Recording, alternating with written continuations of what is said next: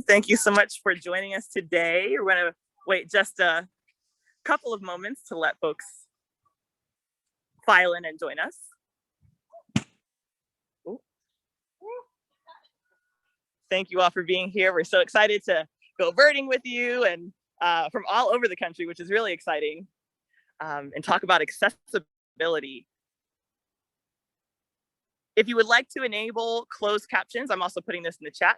If you would like to enable closed captioning for this webinar, you can go ahead and click the CC button at the bottom of your screen, and that will reveal the transcripts as we're talking if you would like to have closed captioning.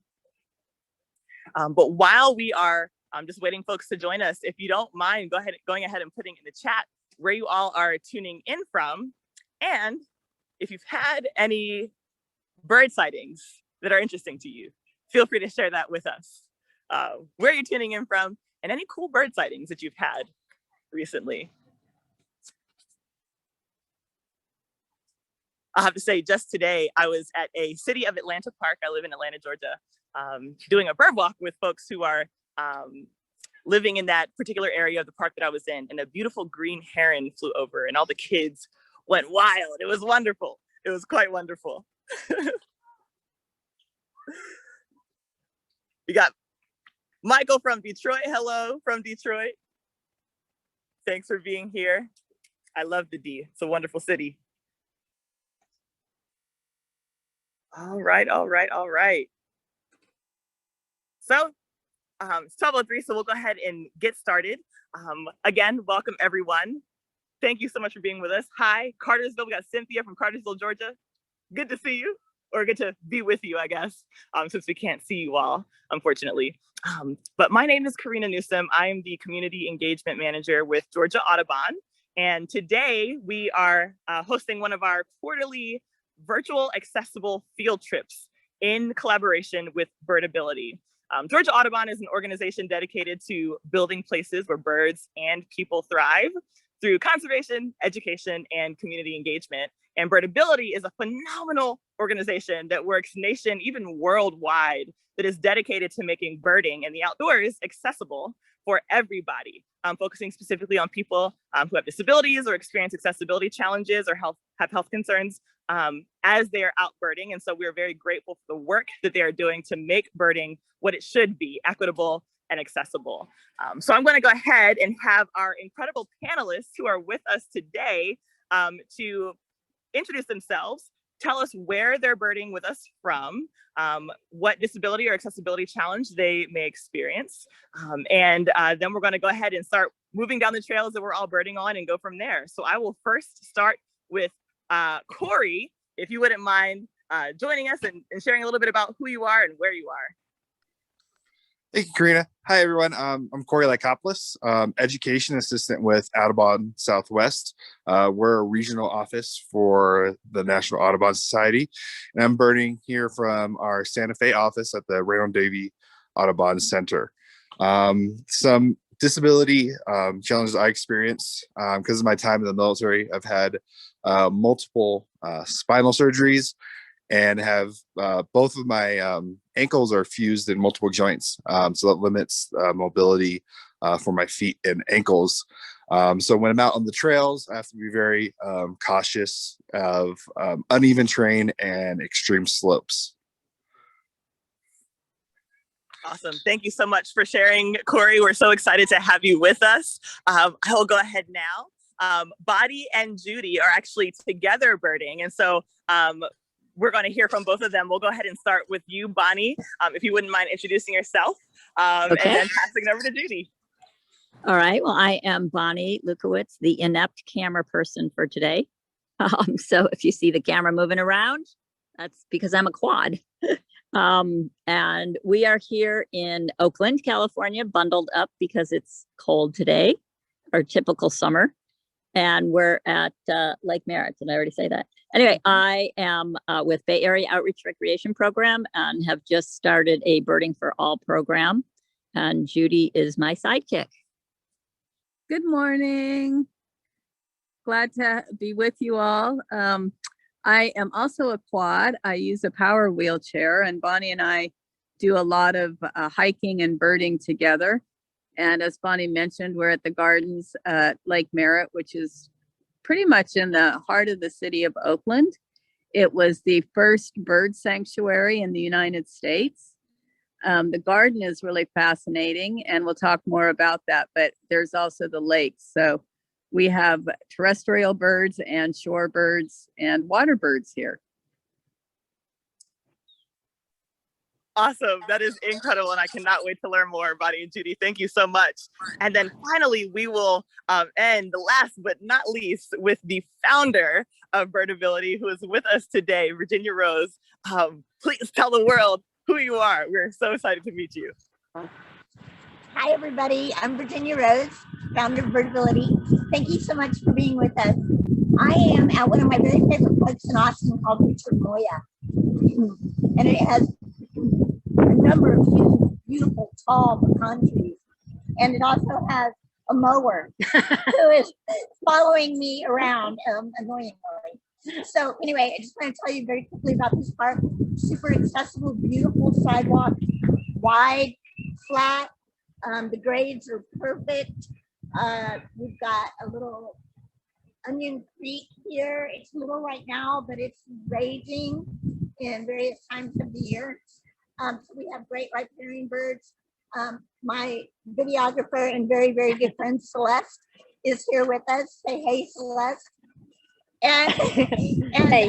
So we have 12 birds, right, already so far 12 or today? 15, About 12, yeah. 15. Anyway, what else am I supposed to say? Austin, Texas, Birdability. I'm a paraplegic. I've been in a wheelchair for 48 years and started birding about 20 years ago, where I found my true love and my best self.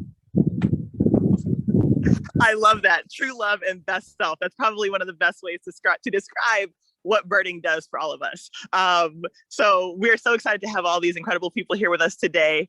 And I wanted to make sure that everyone who's listening knows that it's really important. A lot of times, especially right now, many institutions, organizations, and people are talking about making birding equitable, right? And oftentimes we think about people's identities as it relates to their ethnic background or their socioeconomic status, but there are many elements of who a person is that can make something accessible or not accessible.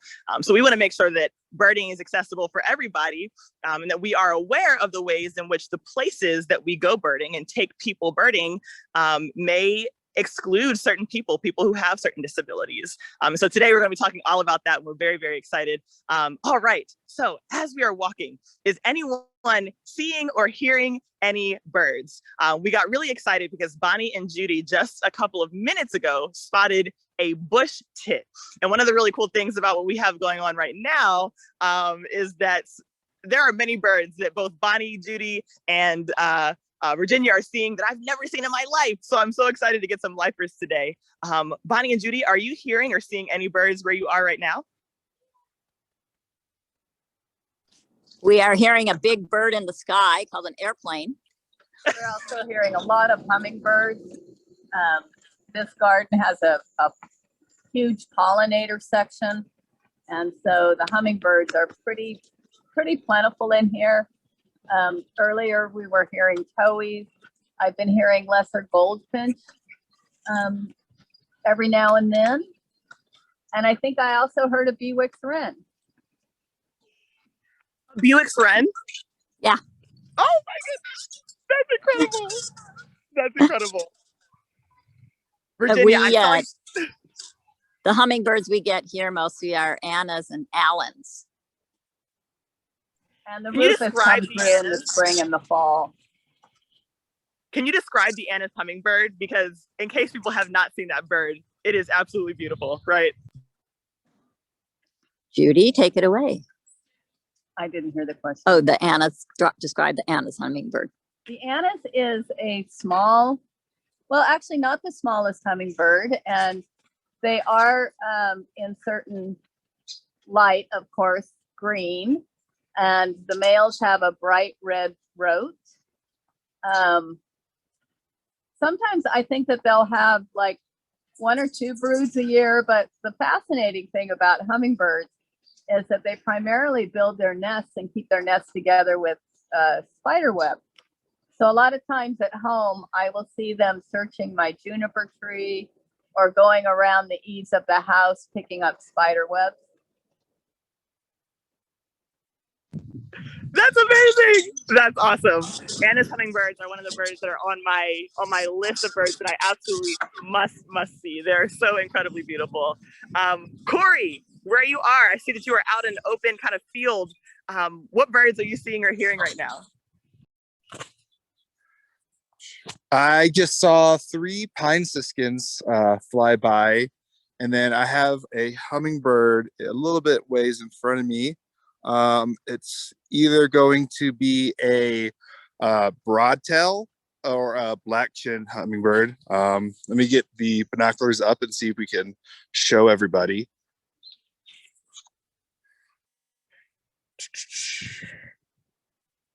Right there, little guys further out in the distance. So the hummingbird with a nice green body. Its back is towards me, so I can't see it too much. But like I said, the 2 hummingbirds we have here currently are the broadtail and the black chin. And what's really great about the broadtail is they create this wonderful buzzing noise when they go up high into the sky and then dive down. And they use that as part of their mating ritual with females. So it's great to hear, but can be quite dangerous as they're buzzing around and diving all over the place. I almost got hit in the head last week by one. That sounds like a dream come true, being hit in the head by a displaying hummingbird. That sounds phenomenal. Virginia, are you hearing or seeing any birds? I know you've already had quite a list where you are. Are you all hearing or seeing any birds right now?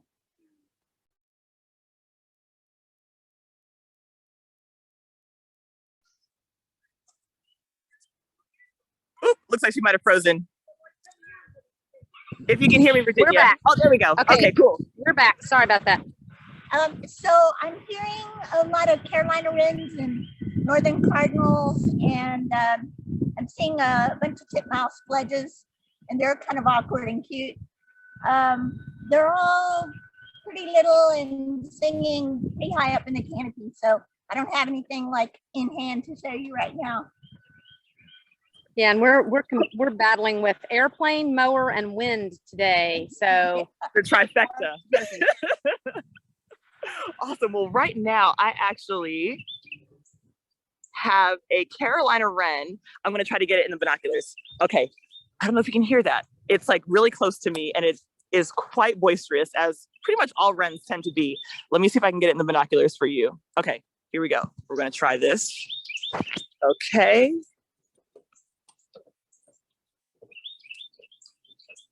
It's in the thickets here, and it looks just like the same color as everything around it, so it might be a little difficult. But Carolina wrens are a nice kind of chestnut brownish color, and they have a really distinct white stripe above each of their eyes. So that's kind of one of the ways to tell this particular species apart from others.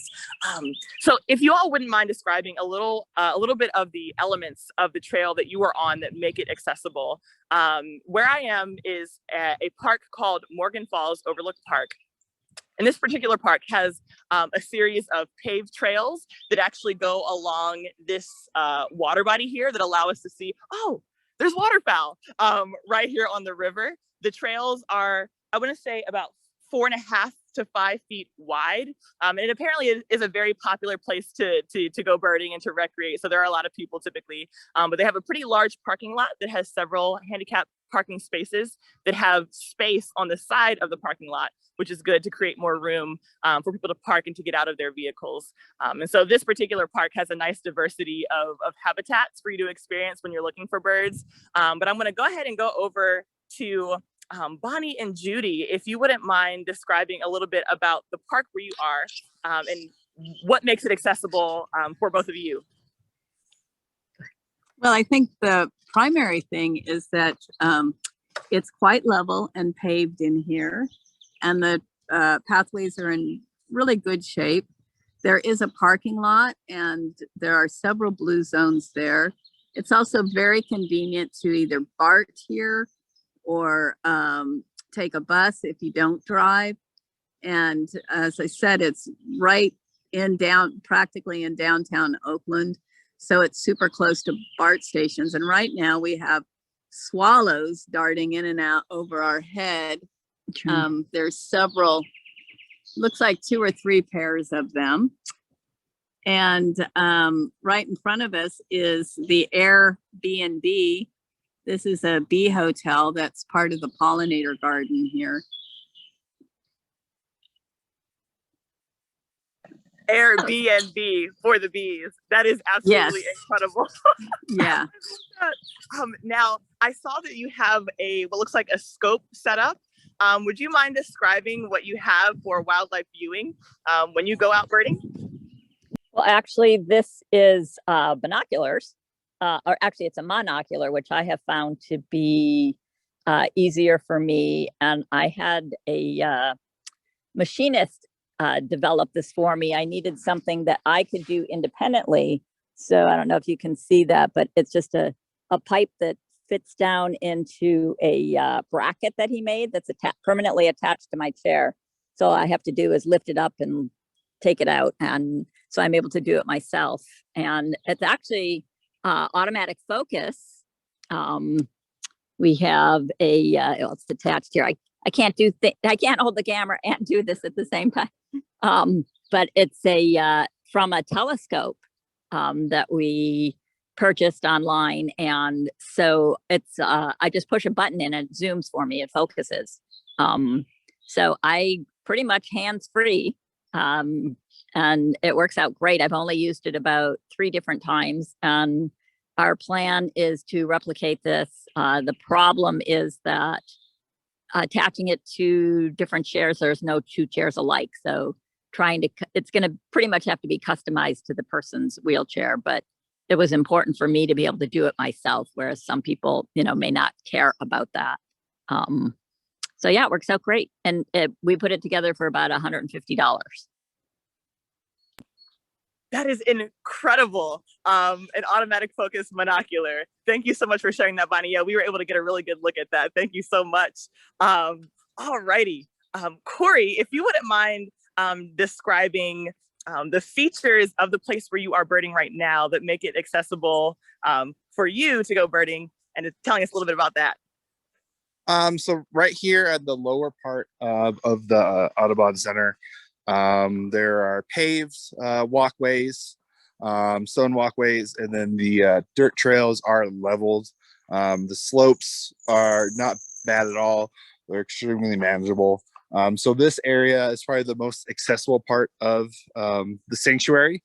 There are, if I could turn the camera around, up here, there are more trails that go deeper into the canyon that we're in.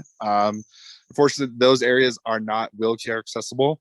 The only way to get up there are through stairs that are fairly steep. I have issues with those stairs sometimes. I actually hurt myself the other day going down those stairs. And then down over this way, where I'll be going over to next, is another nonprofit in the area, the Nature Conservancy. They keep their area a little bit more wild than we do. Once again, not super wheelchair accessible, but once you get down into the area, it's flat and the trails are maintained. And that's so kind of, these are the kind of areas that I tend to keep at, just because I know it's not going to be difficult for me going up. I don't have to worry about like steep slopes or anything like that. That's awesome. Thank you so much, Corey. And one of the really cool things about Birdability, and one of the reasons why it's so important that we shout on the rooftops what makes Birdability so awesome, and why their mission is so incredible, and why what they have to offer is so important, is because depending on the person, what is accessible for one person might not be accessible for another person, and vice versa. And so it's really important that we get a really good understanding of the variety of features in a place that make it accessible for a variety of different kinds of people. And Birdability has a lot of really, sorry, there's some music, might start dancing. Birdability has some really awesome resources to help people understand and think about and notice and have the information to know what makes a place accessible. And so Virginia, I was wondering if you wouldn't mind sharing with us some of the resources that the incredible organization of Birdability has to offer to inform folks about accessibility. You're unmuted. Oh, hi.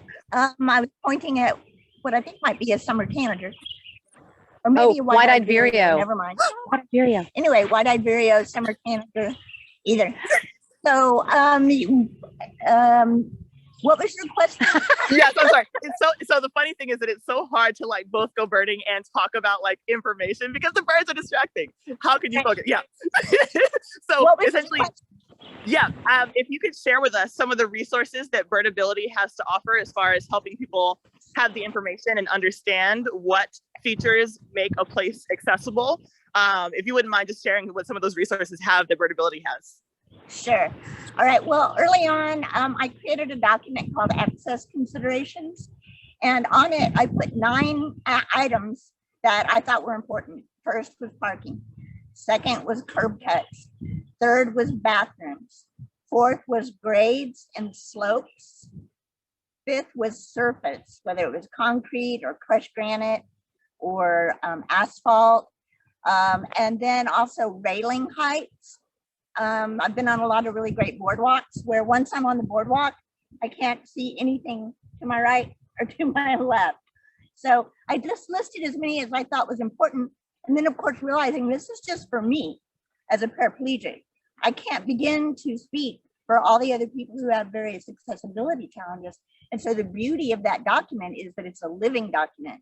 And so as we find more and more people with access challenges, they are telling us what needs to be on the survey or on the access document. And so it's just growing leaps and bounds with all kinds of very valuable information for whomever is trying to maybe get in a car and do a road trip and hit a few accessible trails on their way, which is what I like to do. So I would say first and foremost, the access considerations is very helpful for anybody. Second, I would say the steps to implementing Birdability. I just began making a list of all the things that I did in the order in which I did them in order to try to get Birdability going in my location. And so those steps I think are very clear. I think they're very doable. And it's one of the things, Karina, that I was struck by after a year or two into Birdability. I realized anyone can do this. Anybody can do it. It is not that hard. And so when I listed the steps, I wanted to sort of reach out in the spirit of anybody can pick up the phone, anybody can send an email, and you will get responses, good responses. That's amazing, Virginia. Thank you. Freya McGregor, who is the Birdability coordinator, who is on the live in the chat, she just put the website to Birdability's access considerations that Virginia was just mentioning, along with some other resources. So please do feel free to, and then the steps to implement. Thank you so much, Freya. Please feel free to go to those websites to take a look. And the important thing is that not only is, of course, it important, you'll see me bobbing and weaving through cars right now, trying to get away from some of the noise. So don't mind my background.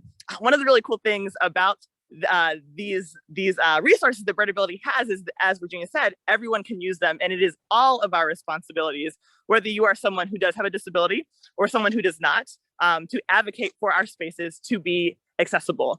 And so I'm so grateful to Birdability for those incredible resources. Now, all right, I want to take a pause to leave some space. If folks are seeing or hearing any birds, tell us what you're seeing or hearing. And if you wouldn't mind describing the way the bird looks so that folks like me who are from different parts of the world can get an idea of what you all are experiencing right now. Judy is, well, we're both seeing lots of hummingbirds. And there was one doing the dive with the little tweet at the bottom of the dive, which we know is actually their tail making a sound. The swallows are just really active. And up in the tree in front of us, I've seen several towies going in and out. We're sitting by a Mexican sage that literally a hummingbird was about 6 inches away from us. And of course, now it's gone. And there's black BB that's been flitting around and also was really close to us. And then of course left. But there's quite a lot of variety today to see. And the bees are very active at this Mexican sage as well. That's amazing. Birds are so good at disappearing the moment we draw anyone else's attention to them. It's like their superpower, it seems. But that sounds absolutely amazing. I want to, in case anyone else has seen or heard anything that you want to share, I'll leave a couple of seconds of space here to jump on in. So, Karina, I'm not hearing the white-eyed vireo any longer, but it's such a beautiful bird. I thought I would just go ahead and describe part of what it looks like to its name. It has white eyes, and then immediately in front of and over, it has this beautiful, very bright yellow spectacle that sort of highlights the whiteness of its eye, and it makes this wonderful sound where it sort of does a chick, chick at the beginning and at the end, and it's a surefire white-eyed vireo. Often, you're not going to be able to get your eyes on it because they're skulkers, big-time skulkers. But sometimes when they decide they will grace you, then you appropriately honor their appearance and then add it to your eBird list and feel grateful. I love that, Virginia, when they decide to grace us, because that is definitely what it feels like. Corey, got anything over there for us? Yeah, it looks like we got some more hummingbirds. See if I can get that up on so everyone can take a look. Where'd he go? Come on, there we go. Where is he? And nope, he flew away.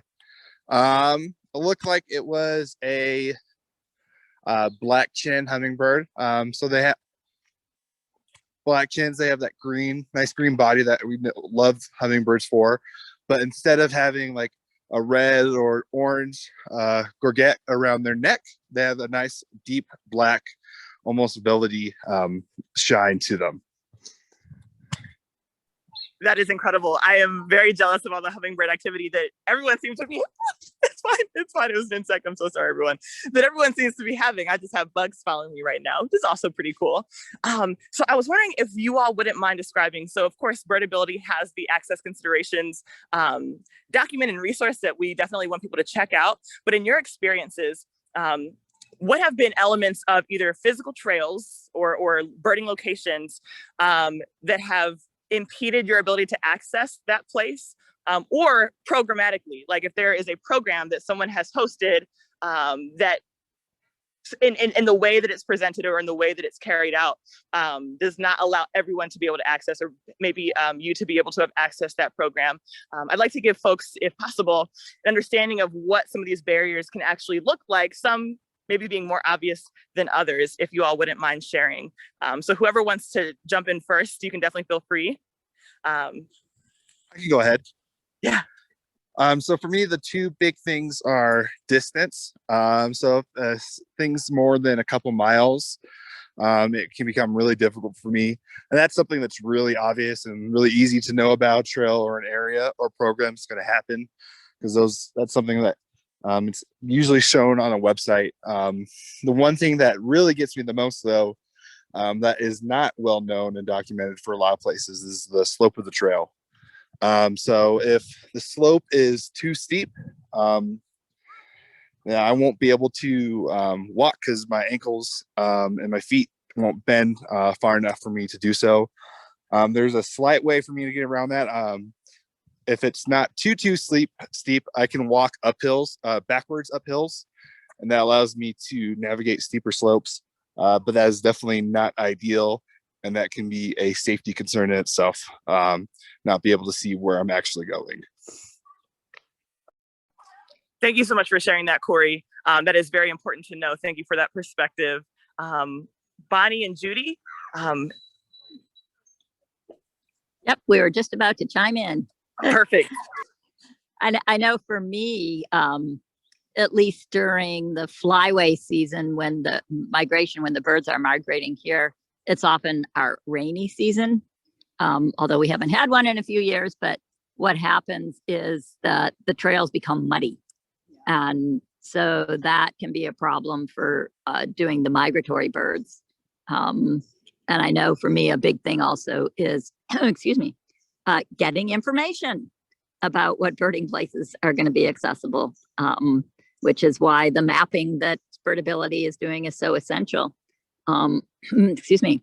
And even when, some of the Audubons around here have put out, great brochures saying, giving the access symbol. But in my opinion, the access symbol is just kind of a green light to go further and investigate what that really means.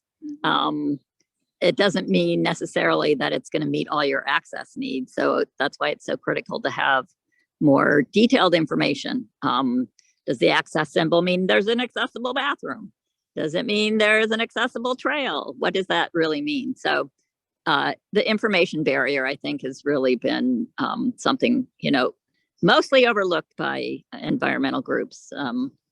And then bathrooms are also another big one for me, needing to have an accessible bathroom. And I know during COVID, which hopefully things are on the upswing now, they closed off all of the multiple user bathrooms and put in porta potties, single user porta potties, but most of them were inaccessible.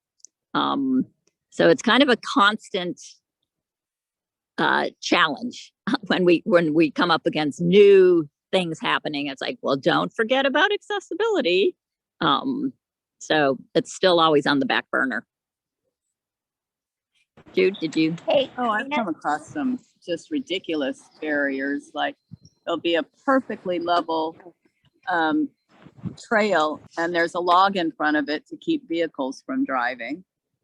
And the only way you can get around it is not accessible because there's ruts or, a pole. I think the swinging metal gates, often people go over or under, and obviously Bonnie and I can't do that. I think surface is often a problem, and there are a lot of trails that, of course, as we know, upkeeping dirt trails is an ongoing process. So we found that, some trails will be good for a few years and then they get pretty rutted. The other thing is that a lot of the boardwalks on the beaches around here are not maintained and the sand blows over them. So then the boardwalk becomes a little bit useless for us. But I think Bonnie's point about websites not having access information. I mean, even the national parks often fall short. Our state parks fall short. Our local parks fall short. And you often can't even find a drop-down menu, in the drop-down menu, any access information at all. And I want to give a huge shout out to Bonnie because she, for 20 years has been posting detailed travel or trail information, access information on her website. And for people in Northern California, it is a go-to. Oh, thanks, Jude. That's incredible. Thank you both, Judy and Bonnie, for sharing that. Before I forget, Bonnie, what is the website for Northern California? It is www.accessn for Northern ca.org, accessnca.org. Amazing. So if anyone of you, or if you know anyone who is in Northern California, thank you so much, Bonnie, for having that resource. That's incredible. Please do check it out. And while we're on the topic, and as we're kind of transitioning over to Virginia, Freya put into the chat, and it has been mentioned a couple times by Bonnie, and Corey also brought up this information, that it's not enough to simply say, yes, this place or this trail is accessible, or this program is accessible, because accessibility is not a blanket statement, right?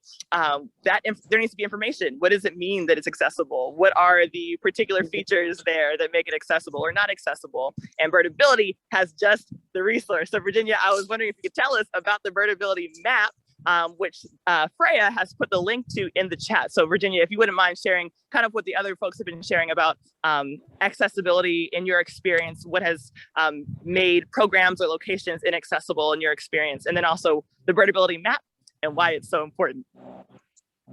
All right. I would just concur with what everyone has said before me, mainly having to do with surface, roots, ruts, rocks, occasionally fences, but I'm extremely lucky that I'm really little and fairly active, and I can scoot around and under and above things like nobody's business.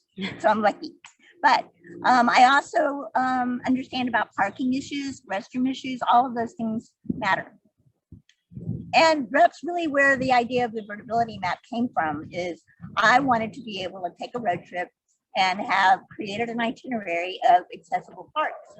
And so when that became something we could actually do, and we used the survey that we came up with originally with those 9 considerations, I realized all of a sudden that, oh my gosh, we can be connecting people who have access challenges across the entire country. We could have, this is my big dream, I'm the vision spinner, is to be able to have teams of people who have access challenges in every city. And so I can invite Seattle's disabled team down to Bird in Texas for 3 or 4 days, and then they can host, and this team in Austin can go up to Seattle and spend up 3 or so days. And all of a sudden, the networking across the country of people with access challenges became a possibility, not just birding, but beyond that. So that to me is the beauty of the birdability map. Show them this. I also wanted to show you this is a great example of a picnic table, which might be accessible, except that if you'll see me on a sidewalk, now I have to go over this. And she is pushing hard. In order to get to the accessible picnic table. So some people are going to be able to do that. Some people aren't. If it's muddy, it's going to be a mess. So another great example of access. And that would be so easy to add a concrete pad just between those two. Awareness. Yeah, no, that's great. That is a great example, as you were saying, Jen. You broke up just a little bit, but we heard what you were saying about there can be accessible features, but if, like what you're seeing in Virginia's screen there, if they're disconnected by, say, a bunch of grass or dirt or mud, unfortunately, that accessible feature may not be able to be accessed by everyone. And so it's important to kind of think about those features that make a place accessible, and making sure that those features are themselves accessible from the trail, for example. Now, for the folks who are in the webinar, in the chat, if you have any questions, please do feel free to go ahead and put them in the chat, and I will relay them to our guests. So if you have any questions, please do feel free to put them in the chat. One thing that I would jump like in to real say, quick. Oh, yes. So I got a spotted towhee right here, or El Rascador in Spanish. They're usually found on the ground. Get this. Where is he? And they have a wonderful, there he is, right there. They're a blackbird with some orange sides, and they get the name Spotted because on their wings they have these beautiful spots. And I'm not sure if you can hear it. If we give it a second to call. No, it doesn't. Yep. When it calls, you can remember it's a call because it sounds like it's saying, drink your tea. So it's a great way to spot hear the bird if you're going around. And they're usually found at the base of trees and under bushes and scrubs because they like to dig at the fallen seeds and things like that. That was a perfect shot. Corey, thank you so much. And the sound was definitely coming through the speakers. So thank you. That was amazing. Here in Atlanta, we have the Eastern towhee, which looks a little different, but it sounds very similar. But it was funny because when I heard the towhee the first time, I think it was actually from maybe Bonnie and Judy, I was like, that sounds like a towhee, but it's like it has almost a little bit of a different accent is the best way that I can describe it. So the towhees that we have across this continent are absolutely incredible. I wanted to wrap back around to the birdability map just to make sure that everyone who's listening understands that this map is important for everyone to contribute to. So the way that it works is when you are at a location where you are birding or doing any sort of outdoor recreation, you can go to birdability.com, and Freya actually put the link to the map in the chat.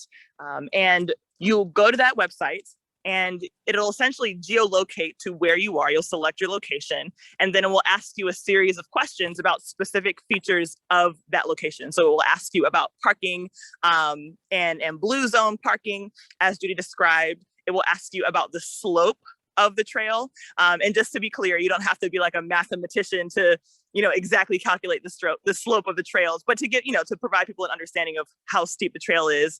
It'll ask you about places to sit down, other elements of a location that would be important for someone to know to decipher if a location is accessible for them. And it's really important that we have as many surveys about accessible locations filled out with that information, because it will provide exactly what everyone has been describing, information that a person would need to know, is this place accessible for me, as opposed to a blanket accessibility, which of course doesn't really exist, right? Because everyone is a little bit different. So I definitely encourage you, whether you have a disability or an accessibility challenge or not, to definitely take a look at that map, fill out the locations so that someone does not have to end up showing up to a place to find out that it is not accessible for them. They can just go to the Birdability map. Your survey will be tagged on the map, so they can literally click it and see all of your answers about the accessibility of that location. And that does a world of good for making the locations that are accessible known to as many people as possible, and for people to be able to go prepared and understanding the scope of the location where they're birding or looking for wildlife outdoors. So thank you so much for that. Again, that is in the chat, so do please feel free to click that link and get involved. Now, Virginia has mentioned a couple of times about basically advocacy, right? When you are going to a trail, and Judy described, Bonnie described, Corey described elements of a trail that sometimes can be easily fixed, right? What we saw just now where Virginia is, there was a path. Sorry, there's the golf cart. There was a path and there was a picnic area or a table area, but there was a disconnect between the two. And that could be easily remedied, right? By putting a nice just path of concrete between those two features. So Virginia, would you mind sharing the resources? Birdability is never short on resources, y'all, that will help people to advocate, right? So if a person is at a location, what can they do to let the folks know who are responsible for managing that place? Hey, might you consider adding this element to make this a more accessible location? Oh, you're on mute.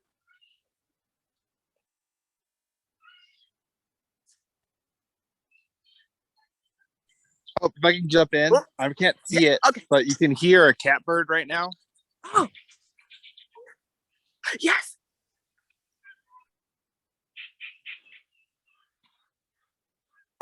Those guys are, I'm down in our nature conservancy now, so it's a little bit further down. Like I said, it's a little less accessible, specifically for those that you have to use a wheelchair or device like that. But Oh, wait, so now there's do I need a to whole turn different it so environment. it's So on there's a the whole face? different sleuth of birds here than where I was before. That's cool. And was it mimicking? Because for those who have not encountered catbirds, they are mimicking birds. Was it mimicking? Is that what we were hearing, Corey? Yes. Oh, amazing, amazing. Oh, and could you describe the catbird for us real quick? Sorry. I actually have not actually seen one before. I've only heard them. Oh, well, I got you. We have catbirds here in Atlanta. Catbirds are these beautiful gray birds. They're like kind of a slate gray all over, and they have a darker gray kind of cap on their head, and they have rusty colored undertail coverts, or butt, in other words. Very beautiful birds. Okay, Virginia, back to you. Good. I needed my videographer. So the question is, how do we approach parks, organizations, sites to help them make their parks more accessible or their sites more accessible? And the first thing I do is when I'm at a site for the first time is I make a note of all the things that are amazing. And then I keep also running a list of all the things that could be very easily improved. That's usually what I take when I go back into the headquarters and ask to talk to the powers that be. And I'm always a very happy and upbeat and not mad and not irritated, not annoyed person. So when I go in there, I just rave about all the things that are great about the place. And I'm specific about the things that are good. For instance, the slopes, for instance, the ramps, for instance, the railings. The more specific you can be about what works, the better.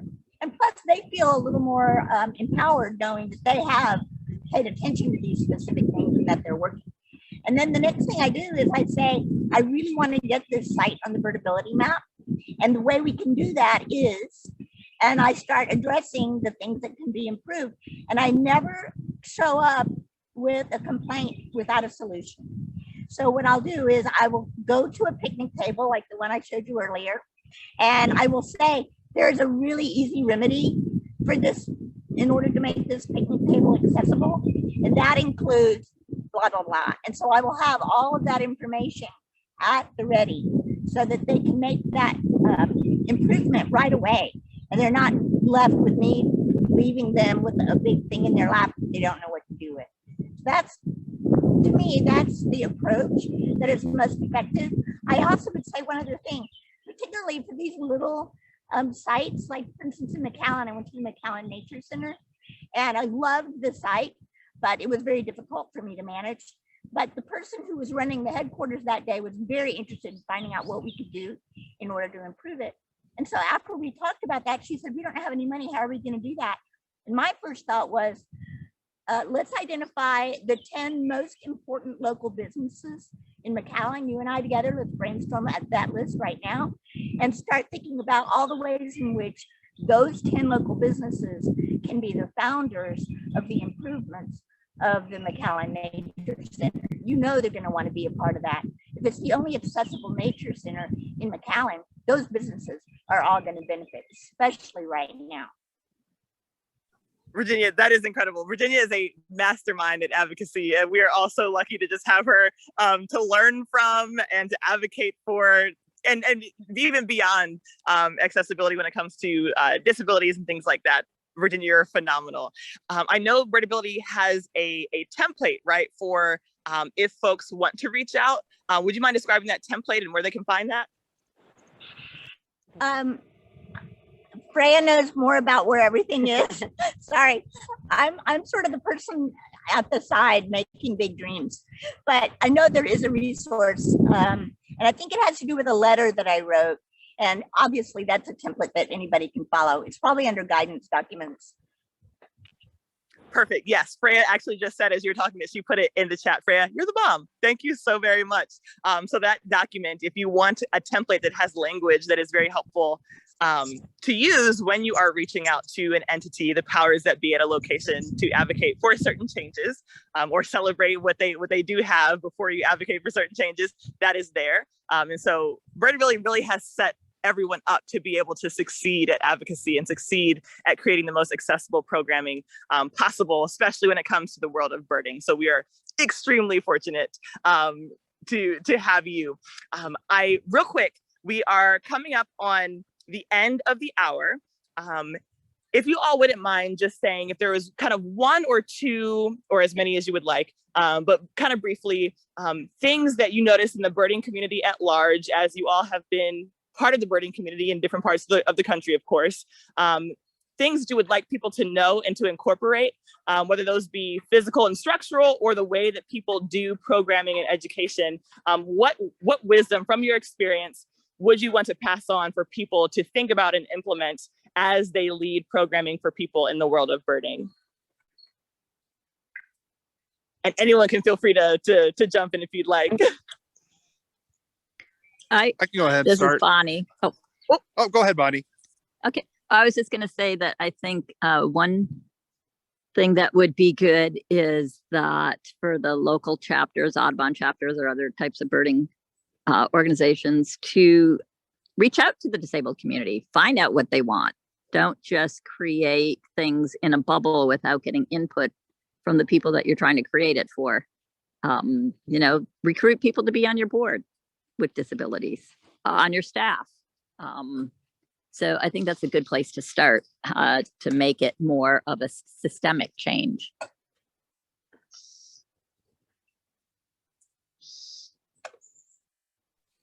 That's amazing. Yes. I heard a phrase recently from someone when it comes to things relating to equity, nothing about us without us, right? Not creating programs and initiatives and efforts to reach a certain community of people and be completely out of touch with that community of people. That will obviously yield no good results for anybody, and can sometimes in certain situations end up doing damage and not doing any good at all.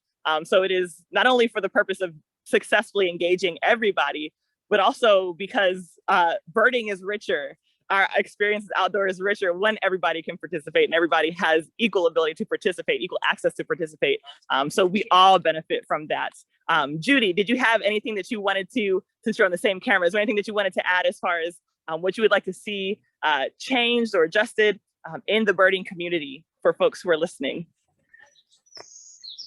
Well, one of the things that I think is really important is for especially different Audubon chapters, different bird organization chapters, to actually design bird walks, bird strolls that are accessible to people with disabilities and to outreach to people with disabilities. And one of the great ways to do that is to partner with a disability organization.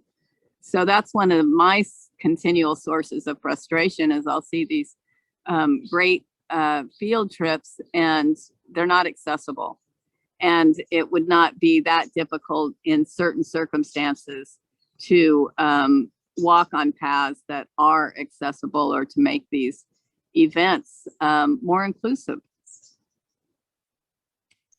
Yes, thank you so much for that, Bonnie, being very intentional about crafting programming that is in its core accessible. Thank you so much for sharing that. Virginia? Yes. Karina, hi. Yeah, I kind of wanted to build a little bit on what others have said. I think sometimes we forget that just making all the sites accessible is not intentionally bringing in people who have access challenges. We need to be intentional about finding them and bringing them. And what that means to me is finding in your location those support groups for people who have access challenges, like I did with the spinal cord injury group, the stroke support group, the amputee support group, the local Easter Seals organization. You got to find all the people who can benefit. Don't just sit and say, okay, I made it so you can do it, and hope that they come. We have to be more intentional about that. That is incredible. And if there are any community engagement or anyone involved in outreach who's listening, these are nuggets of gold that apply across all kinds of communities, and especially for people who have disabilities or experience access challenges in the outdoors. I hope you're listening. Relationships, building relationships with people, connecting with organizations who are already doing the work, already organized around serving the people that you're interested in connecting with is the bedrock. It's the bedrock. Thank you so much, Virginia, and Bonnie, and Judy for sharing that.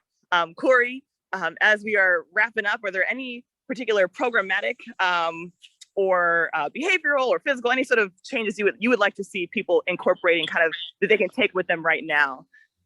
I think the biggest thing, I've only been birding for just over a year now after I got started working with Audubon. So I'm still really new to the community, and, getting in with these like local birding groups, things like that, they can be somewhat unfriendly and unwelcoming to new birders because a lot of people expect you to have the same knowledge that they do.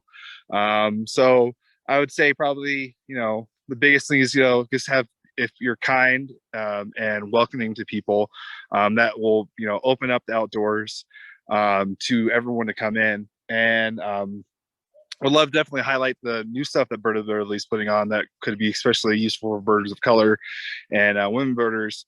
The safety concerns, the questions that were recently added and being added to, so the outdoors can be not only more accessible but safer for everybody. That's amazing, Corey. Thank you so much for adding that. Kindness goes a long way, doesn't it? Being able to genuinely uplift and support one another. Oh, Virginia's pointing. Virginia, what do y'all got over there? Yeah, you had a turkey vulture fly overhead. But we also had a female summer tanager. So there's that. We had somebody singing that we couldn't find. It was either a painted bunting or maybe a blue grosbeak. It's way up in the top of that pecan tree and on the back side. And we could not find that bird, but fun challenge for another day. He found us. Found us, yeah. They found you right. We always think we're watching the birds. The birds, they're really watching us. If you have not seen a painted bunting before, if you're listening and if you have not seen or encountered one of these birds, they are literally a rainbow with wings. The males in particular have blue. If you haven't seen them yet, come visit Virginia and me in Austin, and we'll get you on one. They're like thick as thieves down here. They're awesome. That's amazing. Yes, they are. I'll have to come and visit you all in Austin. We had someone in the chat mention back when we were talking about catbirds. Cynthia said that they had the first catbird in 22 years at their feeder this month. That is a great win, and we are so excited for you. All right, so as we close out, I do want to again point your attention to the links that Freya put in the chat. Thank you so much, Freya, for putting those in the chat that take you to all the many resources that Birdability has to offer so that everybody can participate in advocating for a birding community and an outdoor recreation community that is accessible for everybody. So please take advantage of those and share it widely. If you are connected with an Audubon chapter or an Audubon network or a nature network of any kind, share it with the people who are in power, who make decisions. Share it with the people who use the resources of those organizations, because we need to get this information and these stories and perspectives far and wide.